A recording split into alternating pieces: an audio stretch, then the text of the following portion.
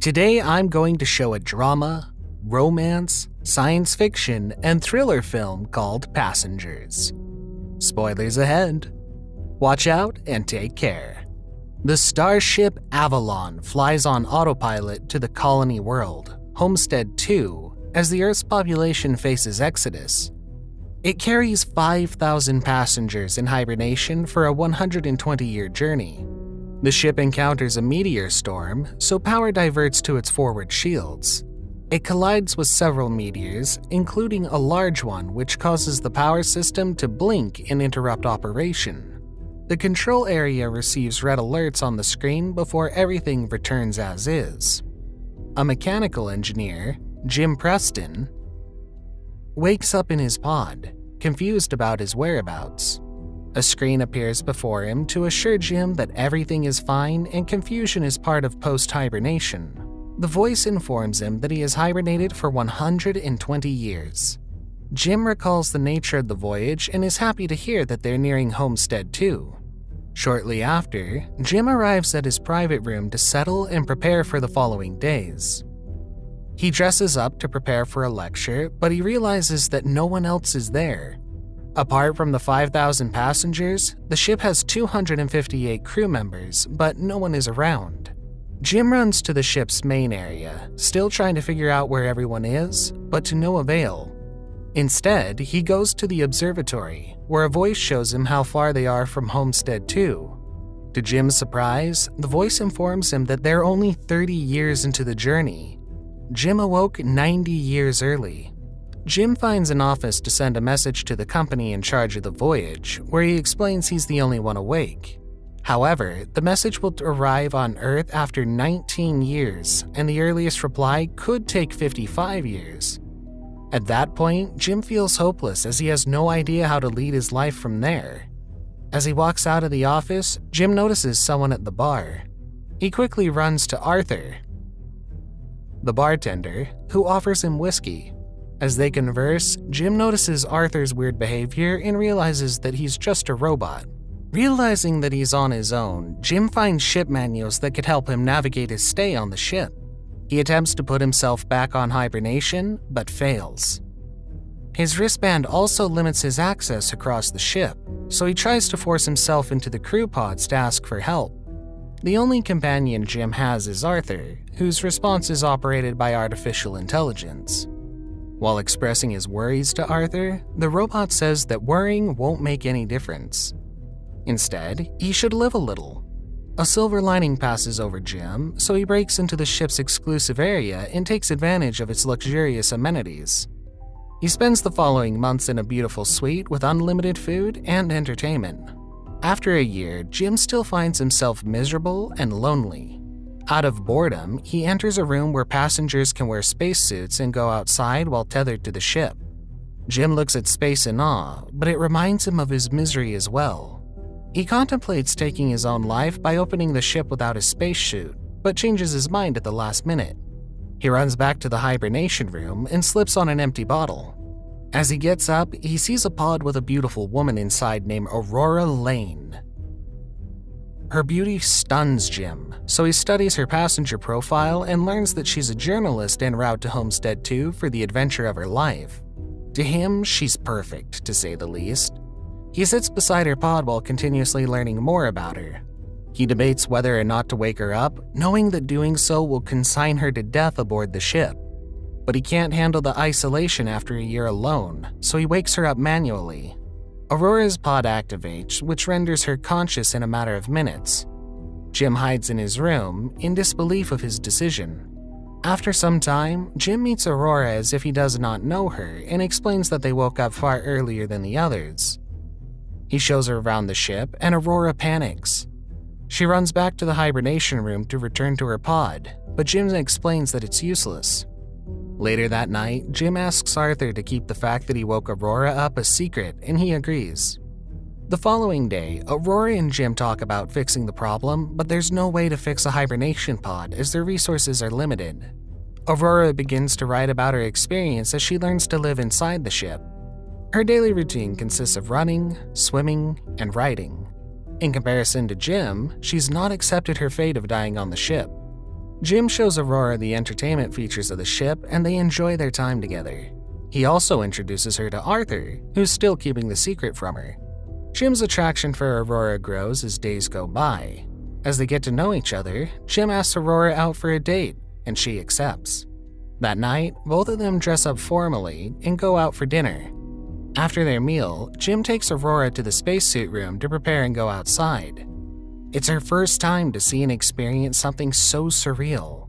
They hold hands as they float into space, and Aurora sincerely thanks Jim for the night. Shortly after, they go to Jim's room and they have an intimate moment together. For the next few days, they happily spend all their time together, and Aurora thinks that they're star-crossed lovers. They do everything together, such as exercising, utilizing the entertainment area, and watching the stars. On Aurora's birthday, the ship passes by a big star, and both of them examine it from the viewing bay. Jim prepares a simple dinner for her and heads to the bar for some drinks. After Jim gives them special drinks, Aurora informs Arthur that she and Jim have no secrets, and Jim agrees, oblivious that Arthur perceives this as her knowing the truth. While Jim is in the bathroom to prepare his gift for Aurora, Arthur comments that it was wise for Jim to choose to wake her up. Things start to crumble as Aurora realizes that she did not wake up by accident. She becomes furious and devastated, and she refuses to talk or even be with Jim in the same room. She throws and breaks objects in a separate room to express her anger. For the following days, Jim is alone while Aurora isolates herself. She avoids Jim at all costs, no matter how hard he tries to rekindle their relationship. One night, Aurora sneaks into Jim's room and punches him while he sleeps. She attempts to beat him with a crowbar out of rage, but she decides not to end him. One day, Jim uses the ship's intercom to apologize, but Aurora screams that he took her life. She copes with the stress by watching videos of her friends from her passenger log. While this is ongoing, the control room is receiving more and more system failure alarms. Jim and Aurora notice defects in the cleaning robots and food machine having system failures. One day, a crew member named Gus Mancuso uses the intercom and ends up in the ship's main area. Like Jim and Aurora, Gus also woke up early due to hibernation pod failures. According to him, the pod should be fail-proof, so something significant must be wrong or defective. His wristband allows them access to the command center, where they discover that the ship's automated diagnostics have failed, requiring them to inspect each deck physically. Gus examines Jim's hibernation pod and informs him that the problem was the clock chip burnt out. For Gus's pod, a bunch of system failures happened at the same time, which is more complicated. He also examines Aurora's pod and realizes what Jim did. The entire spacecraft is on the verge of dying in space, dooming the entire crew and passengers. The primary engine section was the first to be harmed, but they'll have to undertake a physical inspection to figure out where. Gus excuses himself after feeling a hibernation hangover and coughs blood. That night, Aurora has difficulty sleeping, so she decides to swim to clear her mind. However, the ship experiences gravity loss, which makes the water float in the air. Aurora is trapped inside water for some time, but gravity returns and she's safe. Meanwhile, Jim also wakes up after the sudden drop and checks on everyone. The three of them meet at the control room and discover that they're experiencing rising failures.